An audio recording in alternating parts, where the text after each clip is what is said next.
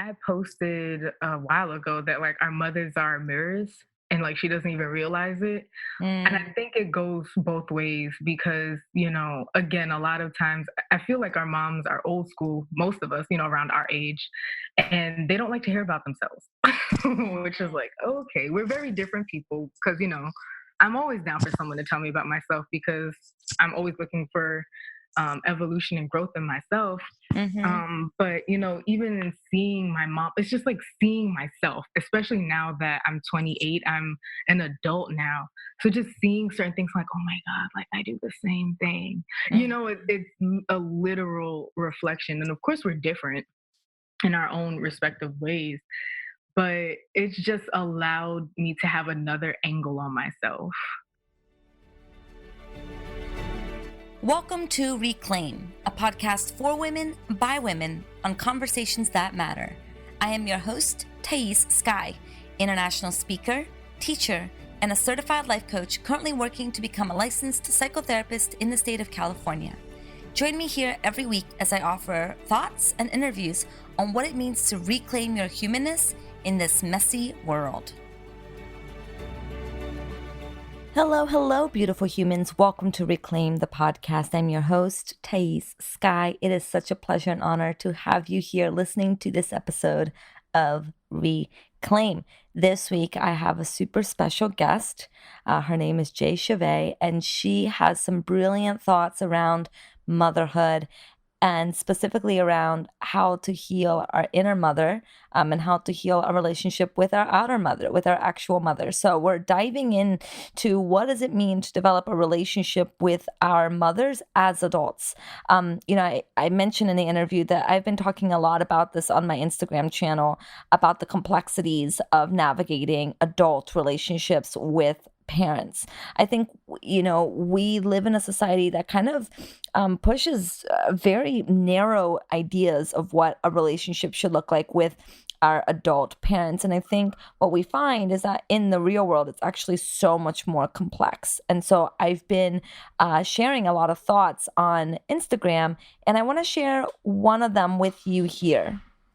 Okay, one of them goes, as we start to heal our deeper wounds, it's valid to not know what relationship we may want with our parents moving forward. I write, as we start doing deeper inner work, many of us begin to recognize that the dynamics that played out in childhood are no longer how we want to move forward in our lives. Sometimes that means reevaluating how we want to relate to our caregivers. It's a bold, courageous act that goes against a lot of societal and familial conditioning to decide that our mental health is more important than maintaining the type of relationship we had with our caregivers in the past. But just because we know we don't want what we don't want doesn't necessarily mean we know what we do.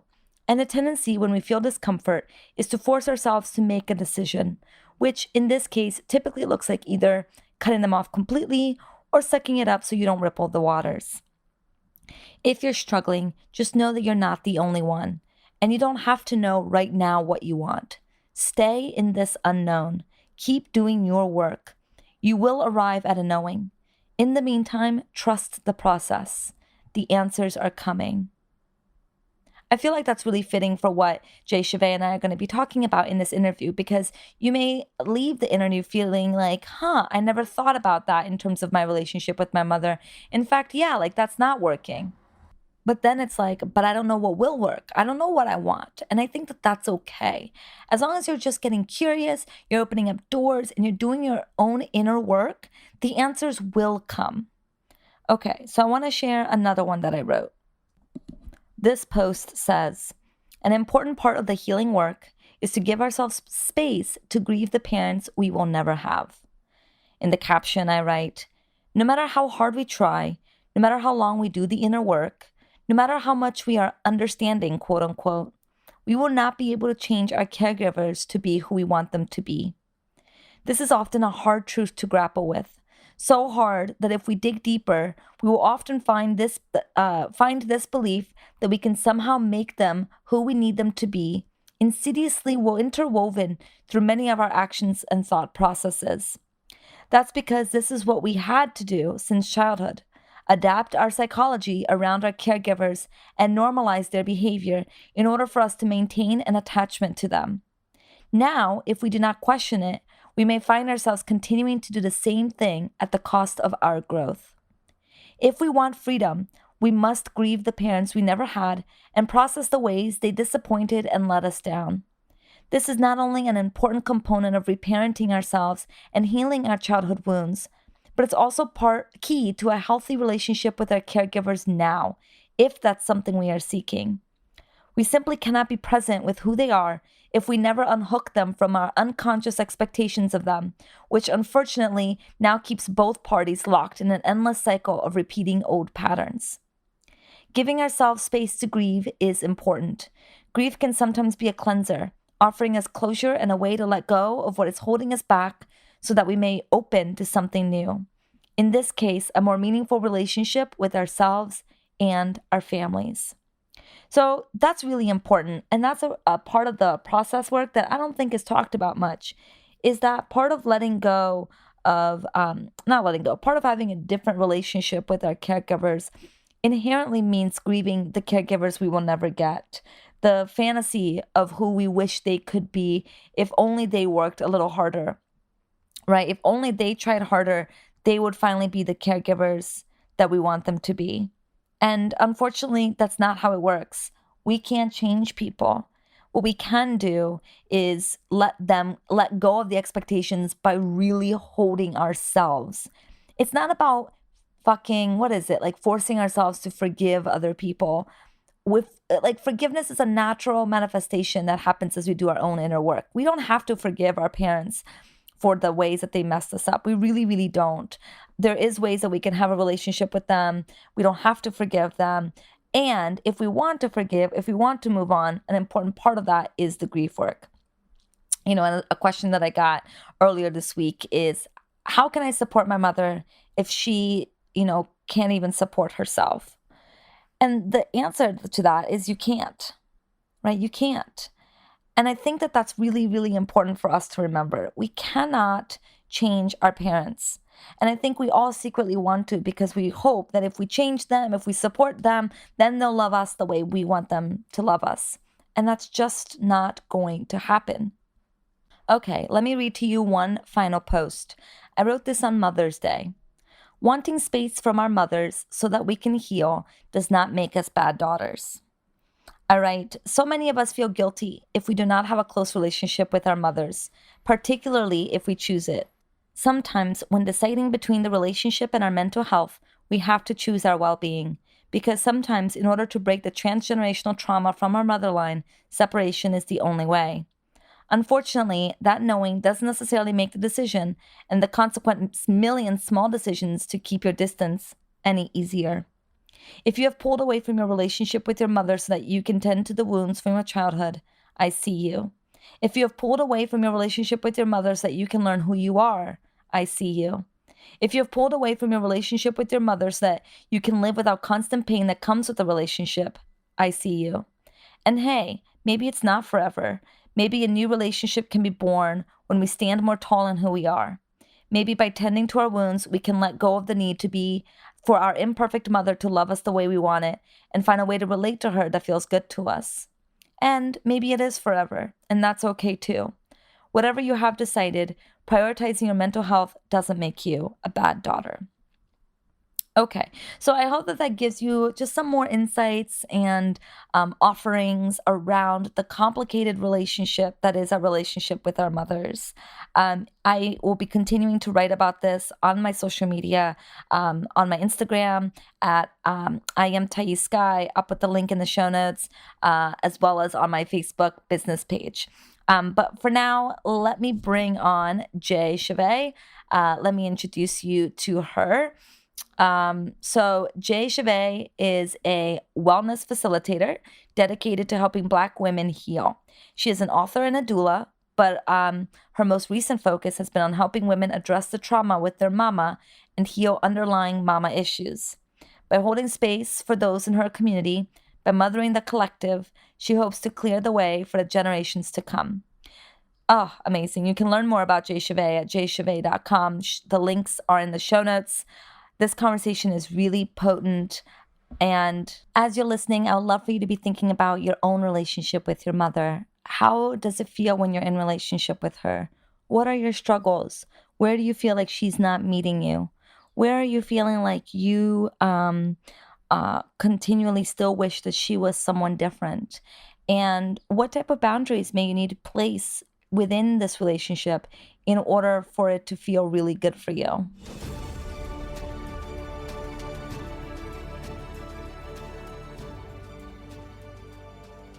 Okay, hello, lovely. Welcome to Reclaim the Podcast. Thank you so much for being here with me today. Thank you for having me. Oh my gosh, we have been going back and forth to schedule this interview, and I'm just so glad that the day has finally come, and we are here together to embark on a really exciting conversation. I'm so looking forward to it. But I would love, for people who may not be familiar with you and your work, just share just a little bit about, who you are in the world. Sure. My name is Chavae, and right now my work is centered around helping women heal the trauma with their mama, talking about mommy issues Mm, that we don't really talk about, and really helping women of color just heal through that and hold space for them mm. as they do that. I love that. What it kind of not inspired you, but what inspired you to kind of move into that topic and do work around that topic? I had actually thought about having an event a couple years ago about it, but it just never happened. And then life happened to me, hence why we're just now getting to this interview. And I've always had a really rough relationship with my mother, like, as long as I can remember. And I remember just seeing a picture of her, not this past New Year's, but the year before, and just seeing her and not even really associating her as my mother. Like in my brain, I was like, oh, like that's a pretty woman. And I kind of was like, wait a minute, like that's Mm, supposed to be my mom, and it didn't really sit well with me and I wasn't okay with it. And so I just reached out to her and, I just told her, listen, you're going to listen to me right now. Just let me speak. Do not interrupt me. Let mhm, me, figure out the words and get it out. And I told her how I felt about everything. And, she listened. And from then on, we started just working towards our relationship and just repairing it almost like strangers, like two mhm. strangers who don't know each other, just getting to know each other. Um, and so it's evolved since then. And to this day, I mean, we don't have the best relationship. But if anyone from my childhood it knows about what's going on right now, they're like, wait, what? Like, you hate your mom. Your mom doesn't like you. You know what I mean? Like, everyone knows. So when they hear me say certain things about my mom or just like where our relationship status is now, they're kind of in shock because they know how traumatic and just up and down that relationship has been since I was like 18, probably younger. Actually, since 13. That's since when it started. Yeah. Yeah, thank you for sharing your story. I think it speaks to so many of our lived experience where our relationship with our mother brings up so much stuff. It's so complicated. And Hmm. I think we only really see in the media kind of one type of, actually, I would say maybe two types of mother daughter relationship. Either the mother is kind of very stern and cut Hmm. off from the daughter, right? Or they're best friends and they're really Yep. highly enmeshed in each other's lives to the point where it seems really inappropriate, but our culture loves that. Um, Hmm. and anything else isn't talked about, isn't explored, and so it's very easy for us to think, like, if you have any dynamic that's not that there's something wrong with you. Hmm. Exactly, exactly. And I know, as far as the people who I've grown up around, I think will also add to that, not just with what society projects onto us in, television shows and things like that and in movies, but we always talk about daddy issues, Mhm. especially with women, like we always talk about, oh, like I have daddy issues, I have trust issues, blah, blah, blah. But we don't I've never heard anyone say anyone, like, even though they've told me about, crazy stories with their mom, like, I've never heard anyone say, "Oh, I got mama issues." Yeah. Like, "I have a complicated relationship with my mother," or, "This is how this relationship affects me or shows up in my life." So, I decided to just talk about it and create a whole program around it. I love it. I'm curious because when we talk about daddy issues, we're typically talking about um, women having kind of like trust issues with men. Mhm, That's mhm, usually a weapon, right? Like mhm, something to say that's very not nice to somebody, like, oh, you have daddy issues, and that's why you have mhm. intimacy issues with men. And of course, we're talking about heteronormativity here. Um, Yeah. and so I'm curious what you found to be the repercussions of having difficult relationships with our mothers. Like, where else does that kind of affect our lives? Personally, how I look at it, or at least like my experience, is that when I was experiencing daddy issues or, was having a really tough time, I did look outwards for that. But I feel like with mama issues, it's more of an internal thing. Mm, Especially being like, if you identify as and you're dealing with mama issues, it's like our mothers are inside of us. You know what I'm saying? yes. Like, and I say all the time, if I hear it in the comments, and people saying like, I hate my mom, or I don't talk to her, I don't fuck with my mom. And I'm like, but your mom is literally half of you. Yeah. So if you Yeah. own that part of yourself, like, you're disowning that part of yourself. Like, if you Yeah. disown your mom, if you hate your mom, if you cut your mom off, you're literally cutting off a part of yourself. As much as like we hate to admit it, like, I know, as I'm 28 right now, and there's so many things I see myself like, that is just like my freaking mom. You know what I Mhm. mean? Like, and Mhm. I hate it sometimes. But Mhm. because I, have self-awareness, I can see it, catch it, and all right, how do I change it? But yeah, I see, for me, daddy issues was like I was looking outside of myself for all of the things that I thought, my father didn't give me. But with my mom, I'd never looked to another woman, and I'm bisexual, so I never looked to another woman like, oh, like, fill the place of my mom. It was more of like I never even mothered myself. Mm. So I think for me, that's how I look at it. Like, fathers are very, as far as masculinity, like very outwards, very action oriented, like out there in the world, and mothers are more feminine, more like close and internal. Yeah, I love that, Jay Chavae, because I think that that really speaks to the internalization of the mother.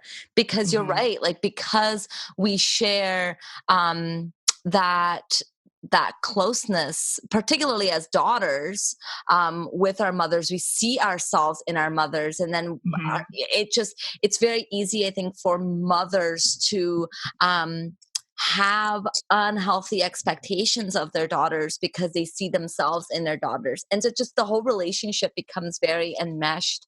And it's very Hmm. difficult for daughters, I think, to individuate. And so what we typically find is the extreme, right? Or like, I can't have you in my life at all Hmm. because I don't even know how to have you in my life a little bit without the relationship taking over. Yeah. Yep. It gets overwhelming. Absolutely. Yeah. And so when it comes, like, what have you found when it comes to you in your relationship with your mom? Like, what pulled you to re-engaging? What pulled you to going back and saying, okay, like, I want this to be different?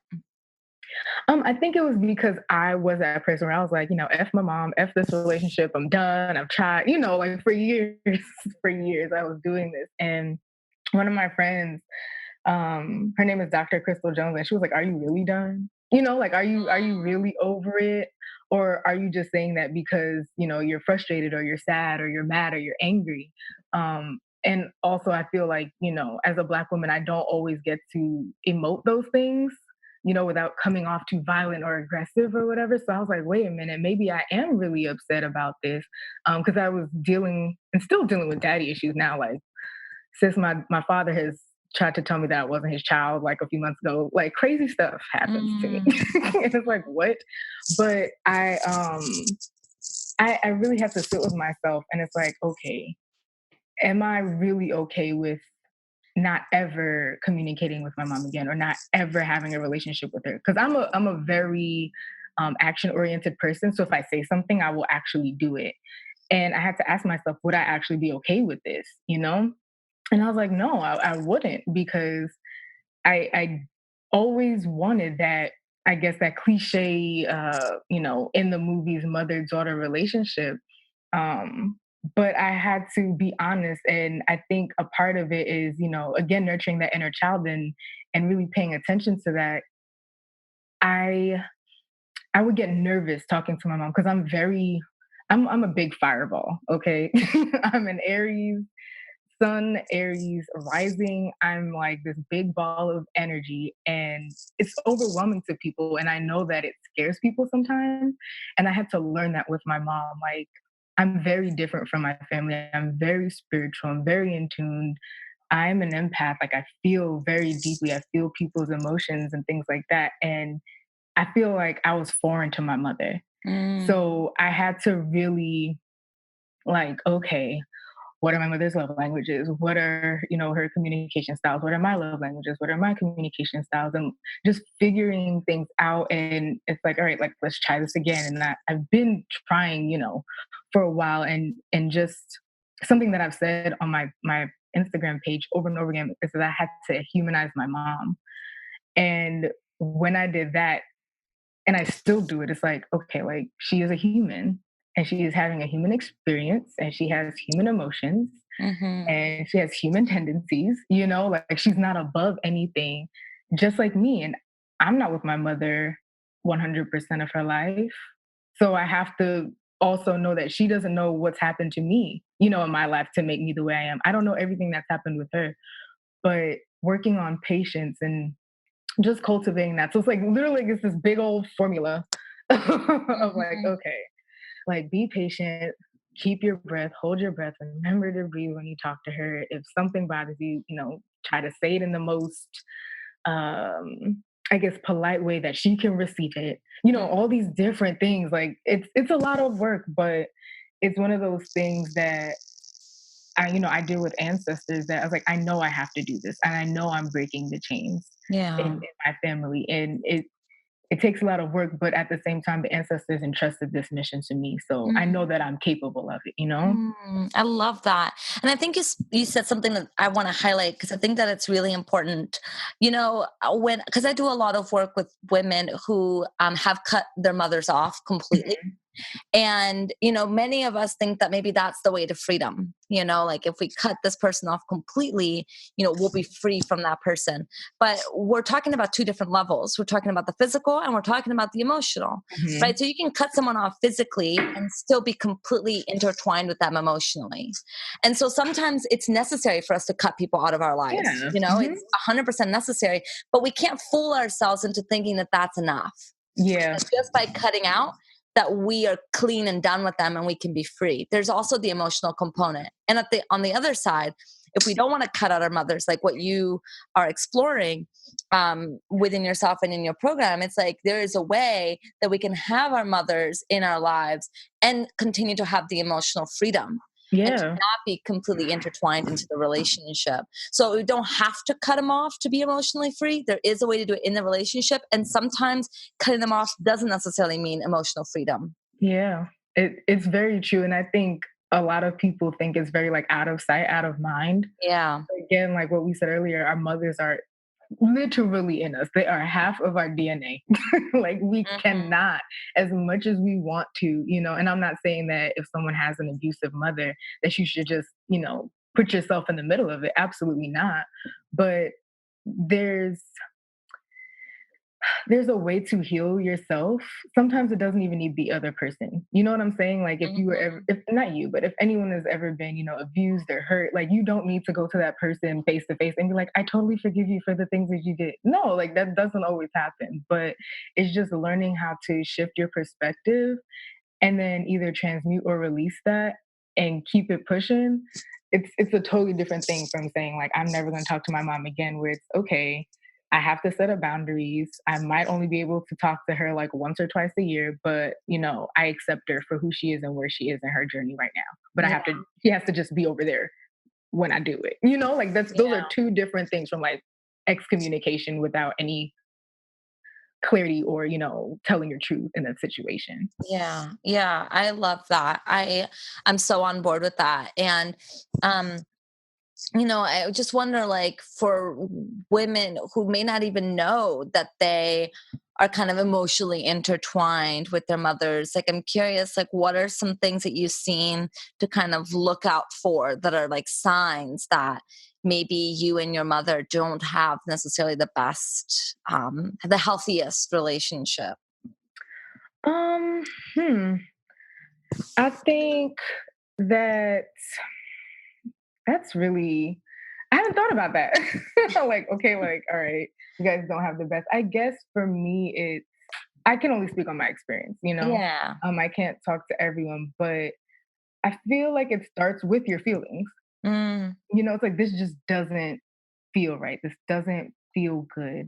Um, yeah, it starts with that. And it's just this inner knowing because I feel like as you go deeper in your journey, you just start to know things, you know, especially about yourself.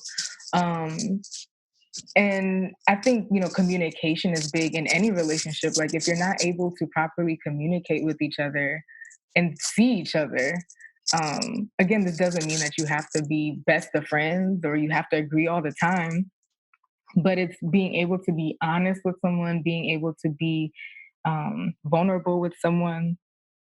And I think those are healthy traits in any relationship. But with your mom, I feel like if you can't genuinely be a daughter, because I know sometimes I've heard it even in my case where, you know, daughters were forced to be the mother in the situation. yeah, the I parentified don't, child.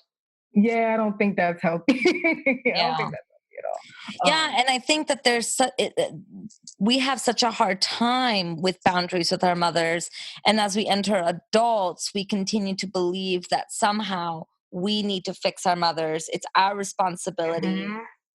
and I think I would love to hear you speak on your experience of this, because particularly if we come from an ideology, like a way of relating to our families where it is kind of that collectivist attitude of like, your family comes first and your priority should always be with your family.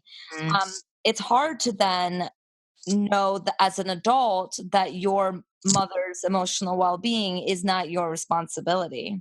Yeah, that's really hard.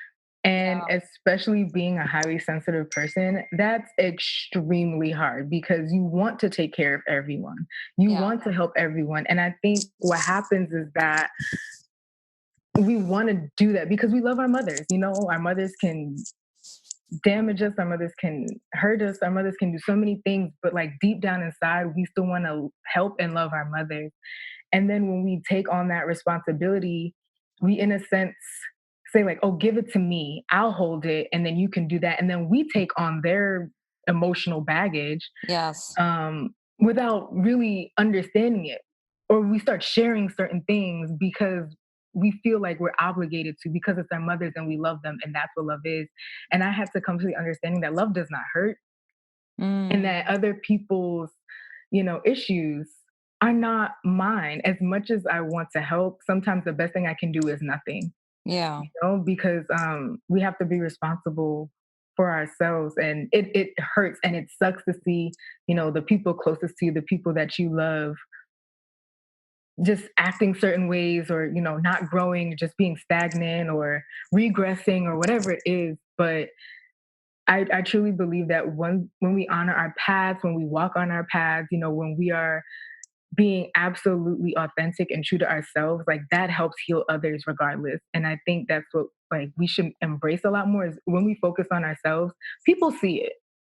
Yeah. People see it. Like when I started my, you know, spiritual journey, I was the saging, you know, incense burning, tarot card, crystal having kind of person. I still am, not on like such a major scale, but like, you know, I would tell my mom or, you know, post stuff and they're like, what is that? You know, it's very snarky remarks. And I remember one day my mom came to me like, hey, I think I saw like a ghost in my room. What's that stuff that you burn? And I looked at her like, you want sage, right? To clear that energy, right? Like, okay. Or, you know, if they're sick, they're like, hey, what are the herbs that you use? So people see it.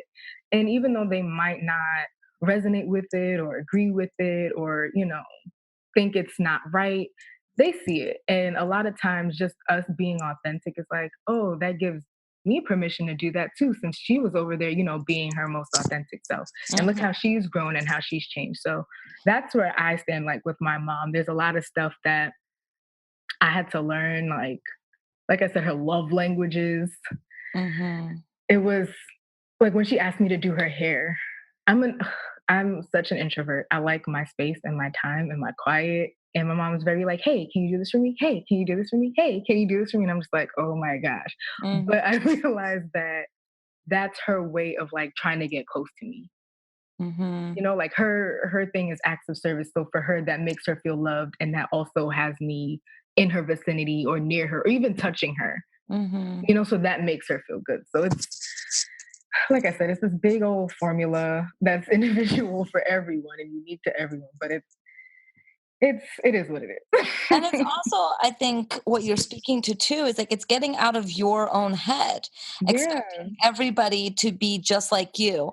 And I think that when we're children growing up, I think this unconditional positive regard is so important. It's not important; it's crucial to our Hmm. development. This sense of validity that what you're doing is great, it's right, it's amazing. And I think if we don't receive that when we're young, we grow continuing to want that, right? We grow Hmm. into this continual like vacuum of like constantly needing that. And so as we start to kind of find our own way in the world, it's very valid, I think, to want our parents to continue to or not continue to give us the validation that we never felt that we got. Hmm. The Yep. problem is, of course, is that that's not we're now adults, and our parents are no longer responsible for meeting our needs when we're adults. Yep. Hmm. And that's really tough to come to terms with because we think that we're owed, and we were owed, but now it's time for us to meet our own needs. And I Yeah. think that that's where it can get hard for us to fully accept and let go of the parent that we never had. Yeah, and what I've been doing recently is just like parenting myself. Like Mhm. that sounds not silly, but a lot of people are like, what? It's just I'm really tapping into my inner child and really just figuring out what she needs to be nurtured. Because she's still there. I feel it like even in some conversations with my mom, I can feel myself like regressing to like this 8-year-old girl, and it's like, damn it, why did I do that? But it's a practice, and it's a lifelong thing that we have to commit to. It's just like our own healing journey. As long as our mothers are alive, and even when they become ancestors, we have to figure out the balance. We have to keep doing the work.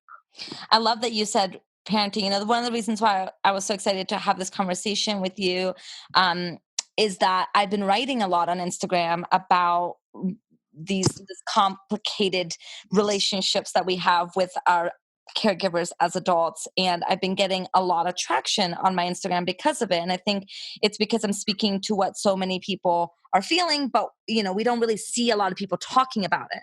And so Hmm. one of the questions that I receive again and again and again is, okay, like I hear you. I hear that like my parents don't owe me anything. Like I obviously have a lot of healing to do around my wounds from childhood. Like what do I do now? And the work that I do, and I know that the work that you do as well, is this idea of reparenting Hmm. and like being to ourselves what we wish that our parents were to us. And so I would love to hear, like, what does reparenting mean to you? Like what does it look like in a practical like way for you? So for me, it's just really remembering like what I loved as a child and just thinking back to certain memories and like, okay, like my mother didn't, meet my expectations at this time. And so how can I correct that now? Mm, And even if it's just like a visualization, like in my head and just kind of feeling it, or if it's just allowing myself to just be wild and free or curious. Um, it's just little things like that, like being creative, making a vision board, being uninhibited, just smiling, like little things that like you just see children doing. It's like you're so precious. The world has not tainted you yet. yeah. Like just doing all of those cute little things. Like I've always been a nerd, and I just love to read. I've always been creative. I've always, painted and draw pictures or write poetry and just all of those things. Or sometimes I just listen to myself. It's like, what do I need? Mm, Like what is it that I actually need in this moment? And sometimes it's I need to go outside, or sometimes it's I need a nap. Naps are my favorite thing. And mhm, I don't know why we stopped doing them as adults. But mhm. just little little things like that that seem very insignificant to most, but just taking the time, it's like, what does Jazzy need? What does little Jazzy need? You know? I love that. Yes, 100%. And I love that you brought kind of joy into your work, or the connecting with the joy of childhood into your life now, because I think when we do inner child work, it is sometimes it can be really heavy, to Yeah. re-access some of the memories and some of the traumas of our childhood. And it's hard work. And I love that you're highlighting a really important overlooked aspect of doing inner child work, which is tapping into her joy, tapping into what makes her feel alive, and Mhm. what makes her excited in the world. And so, what does that look like for you? Like, what does joy and fun and play look like for you? Honestly, a lot of times it's dancing. Mm-hmm. That was, a memory or many memories in my childhood that I was like, that was just fun. And I'm Jamaican, so, you know, going to functions and some auntie is like, show them this dance move or show them that dance move. Like that's ingrained in my brain. So I just dance sometimes and I don't care. Sometimes I record it, sometimes I don't. Or sometimes it's just talking to my partner, and laughing with him, or yeah, it's really about allowing the body to send out those vibes and not even holding it in. Because I think even as children, sometimes we were forced to like suppress our happiness or our joy in situations that we shouldn't have. Yeah. And so it's just really finding that. And when I think of a child, like I think of a child just so curious and everything is so big. And I just always see like laughter and smiles and just looking at things in amazement. Like I've never seen grass before. Oh my gosh, this feels weird, and just really tapping into that. But for me, it's mostly dance. Like, and I also think it releases a lot of stress in my sweat. I love to sweat and just get all of that out. So it's exercise and it's also therapeutic and it helps my inner child. So it's like a combination workout. I love it. I love it. I love dancing as well. I think there's nothing better than like tapping into like deep, like in your like soul music, like Yeah. songs that like just that your heart is pumping to that beat. There's Yeah. nothing like it. Yeah, or even songs that I remember from my childhood, when we were Yes. like the early 2000 songs that we're like, yes, that's my joy. And you just start jumping up and moving your body however it wants to. Those for me, like when my body starts moving before my mind can register what's happening, Yes. that's what I try to listen to. I love it. There's nothing like songs from the early Yes. 2000s. Nothing. Like music has only gone downhill. It has. Oh my gosh, I just said that with a friend the other day. I was like, look, like we can have children or not children, but young adults in college now still listening to the same stuff we listen to. Like, what do you listen to now? Nothing. You guys listen to crap music. Yeah, yeah. No, the music at that time was the best, It was. It 100%. honestly was. We grew up at the right time. We really did, thank God. Well, it's also the planet is, coming into death here, so at least we got some good music before we all Yeah. making light of a very not funny topic. But I love that you feel so drawn to do this work and that you're talking more about this and shedding light to this. I think that there's something really important in the work of reconnecting with your mom, or with mothers. And I'm wonder, because you said that like um mother, like we are our mothers in many way, like our mothers are in us. Have you found that like by reconnecting with your mother and by having a different relationship with her, that you found a different relationship with yourself in the process? I have. I posted a while ago that like our mothers are mirrors and like she doesn't even realize it. And I Mm, think it goes both ways because, again, a lot of times I feel like our moms are old school, most of us, around our age, and they don't like to hear about themselves, which is like, okay, we're very different people because, I'm always down for someone to tell me about myself because I'm always looking for evolution and growth in myself. Mm-hmm. But even in seeing my mom, it's just like seeing myself, especially now that I'm 28, I'm an adult now. So just seeing certain things like, oh my God, like I do the same thing. It's a literal reflection. And of course, we're different in our own respective ways, but it's just allowed me to have another angle on myself. Mm. And so, there are certain traits that my mother possesses that I possess that I don't really like, in all honesty, but I'm aware of it. And again, having a partner who's another reflection of me, he also makes me aware of certain things. So I feel like it's just allowed me to have a deeper and more well-rounded view of myself. Mm. So yeah, I think that's really what it is.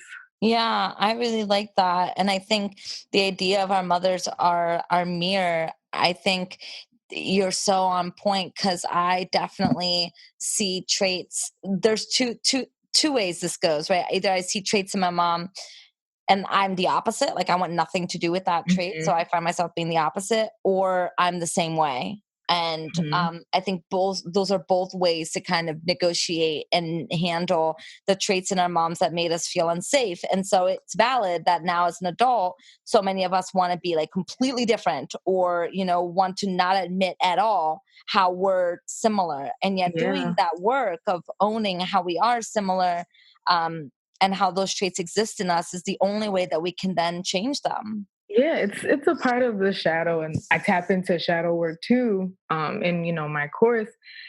And it's something that literally inner child and shadow have been very, very in my face lately, as far as for Mm. myself. And it's something that, again, like we cannot deny. I mean, we can do anything we want to do, but let's disclaim. But when we stop true. Like we can ignore everything and just live life if we want. 100%. But if we choose to ignore certain aspects of ourselves, again, like how can we genuinely say we love ourselves when there are so many things that we just like push down or bury? It's like, nope, we're not even going to talk about that. Yeah. And I've been just like really tapping into it, and it's like, all right, well, why did I, suppress this thing? And even traits from my mother that show up in me, it's like, why am I suppressing it? And what I've learned is as I embrace it, either I can transmute it or I can change it, but I can't do either of those if I pretend it's not there. Yes. So it's just really working with the shadow side and seeing like, okay, how are you useful for me?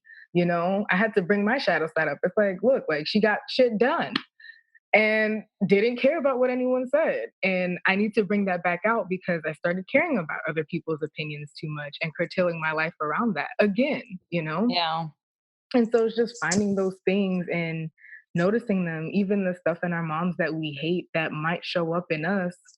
But it's like, okay, I see it. I see you. You're here. Cool. Now I need to tell you how to move or where to go. Like, are we going to keep this? Are we going to transmute it? Are we going to change it? Are we going to release it? What are we going to do? But Yeah. yeah, you can't do it if you ignore it. Yeah. Yeah. Oh, think you said that so brilliantly. And it's amazing too at how even if we don't do anything different with our mothers, even if we don't, try to communicate differently, don't try to do anything actively, just by the nature of us doing the shadow work and reclaiming the parts of ourselves that we've denied because of our mothers, just by doing that work, I've noticed for myself that I am different with my mother. Yep. And like the part two of that, yeah, learning how to be with my mother is important. I don't want to undermine that, but sometimes I think we put the emphasis on how do I be different with my mother? How do I be Hmm. more accepting of her? How do I change how I communicate with her? And it's like, well, when you do the work of learning how to reparent yourself, you will Hmm. just naturally start to be different with her. Yes, and that's a question that so many people would ask me, or like, I never knew my birth mom, or, um, I don't talk to my birth mom. Like, do I have to have a talking relationship? Do I have to have a in-person relationship? And it's like the work is really in you, Yeah. and it's amazing when you do have a mother who is willing to change as well. But at the end of the day, we have no control over anyone on this earth but ourselves. Mhm. We can only control ourselves. We can only change ourselves.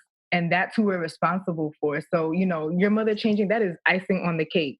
But you have all of the ingredients already on the table inside of you. Like, you don't Yes. need your mom, and that's something that I keep telling, like, you don't need anyone Yeah. technically to heal yourself. Yeah. Yeah. Doesn't matter how many people have harmed you, hurt you, wronged you. You don't need them to be in your vicinity to do better, to change, to evolve, to shift. You don't need them. 100%. So it's just letting people know that, like, and also that when you heal, you literally heal your generations, like before and after. Yes. So even if you don't see it, sometimes we as humans we want like physical confirmation. Sometimes we don't get that. We Yeah. might not see it. We're planting seeds of trees. And I always say, like, in the work that I do in myself and in the world, I'm planting seeds. So I don't know if this tree is going to bear fruit today or, by the time I die or in 4 generations. I don't know. But all I know is I'm planting the seeds. I might get some shade. I might not even get the fruit, you Yeah. know? Yeah. But it's just having faith that I'm doing this not just for myself, but for all of those who came before me and all of those who come after. I've been talking about intergenerational trauma and also ancestral work here on the podcast in the past few episodes, and I'm so glad that you brought that up, because I think that sometimes we are a little selfish with our healing, Mhm. and then when we make it be about only ourselves, it's so easy to be then so demoralized when it doesn't kind of happen at the timeline that we want it to happen. Mhm. And so I love that reminder so much of, like, this isn't just about you, It's you know not. and now that means that, like, we get to carry that. Mhm. We get to do something about that. And isn't that such a privilege? It is. It's a privilege and a great responsibility. And sometimes I think people only focus on themselves, not just out of selfishness, but out of fear. Yeah. Because I feel like when, the creator gives you a really great task, like it's a big responsibility. Yeah. For us to have such large communities online, we were given this responsibility. Everyone doesn't get this. Yeah. People, I'm pretty sure there are other people talking about the same stuff we're talking about, and they don't get this. Yeah. But because the creator was like, I have given you the specific task to do this. And we also have to know, like, we're given everything that we need to accomplish our mission, Mm. everything. So I know that, like, some people have fear in it, like, well, I don't want to be responsible for other people. You are, like Mhm. it just is. Yeah. And, but at the same time, like, the more you bless others, the more blessed you will be. I love Like, that. and that's how I look at it. And I don't do it like, oh, I'm just gonna get all the blessings. I don't know when my blessings are gonna come. Yeah. I know they're coming, they're on their way, but I don't know what they're gonna look like or how big it's gonna be or whatever. But just knowing that even me doing the work on my own is even helping people that I've never met Yeah. simply because I'm doing the work is like one of the biggest rewards that creator could ever give. Yeah.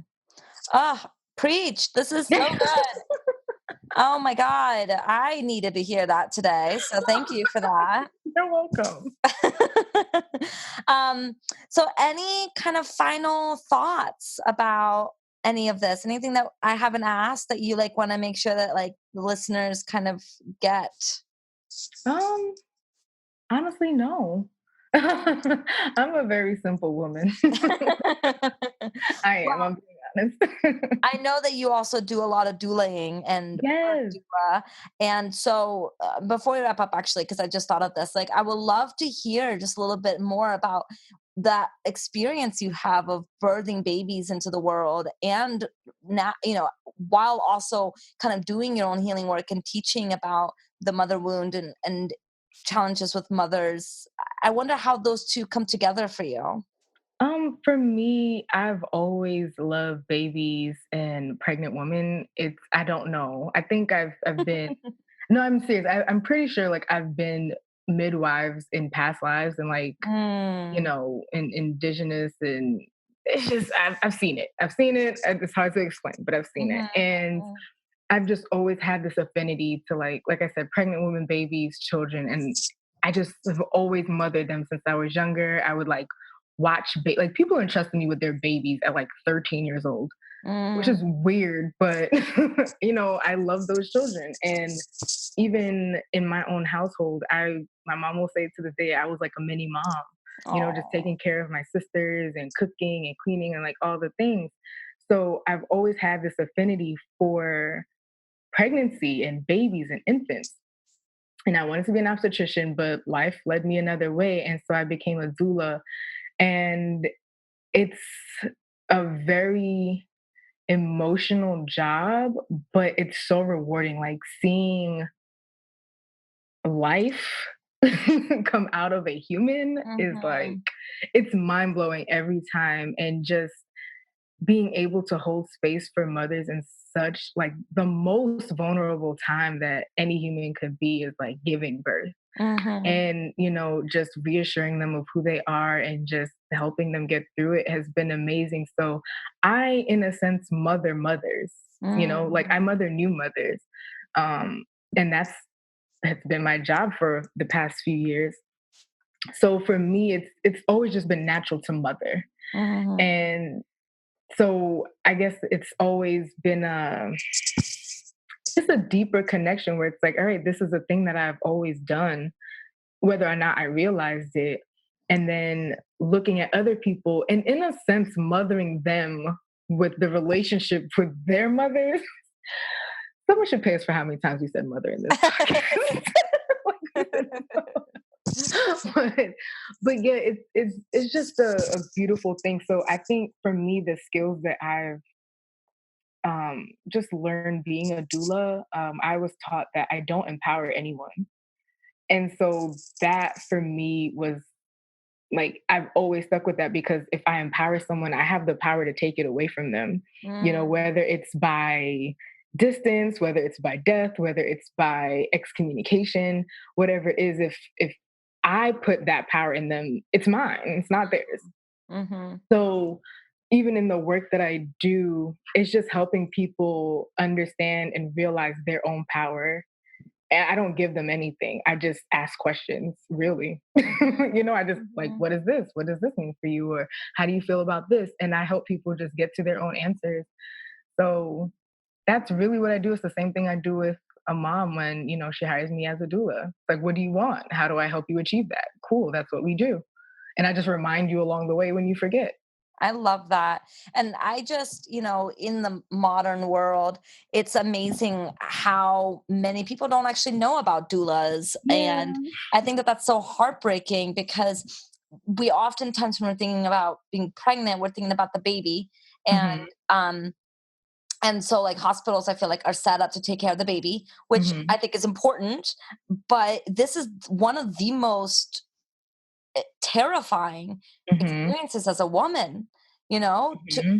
as a woman with a uterus to be giving birth. I mean, it's terrifying. And It so is. to have someone like you being by their side, holding their hand, someone who's seen so much of what you've seen, I think it's just such a gift. And I'm so glad that you do what you do.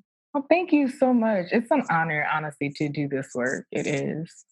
Ah, I love it. Well, I really appreciate all of your insights on the podcast and all of the work that you do in the world. And I'll be sure to add all of the links of all of the things and the show notes for all of the people who are listening who want to learn more about you. Yeah, thank you so, so, so much for everything that you do in the world.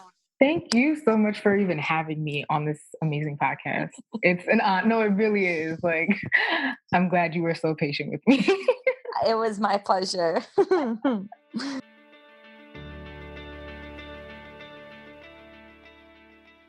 Thank you for listening to Reclaim the Podcast. This podcast represents the opinions of Thais Sky and her guests to the show. The content of this podcast are for informational and educational purposes only and is not intended to be a substitute for professional psychological, psychiatric, or medical advice, diagnosis, or treatment. Always seek the advice of your physician or other qualified mental health provider with any questions you may have regarding a medical condition or mental disorder.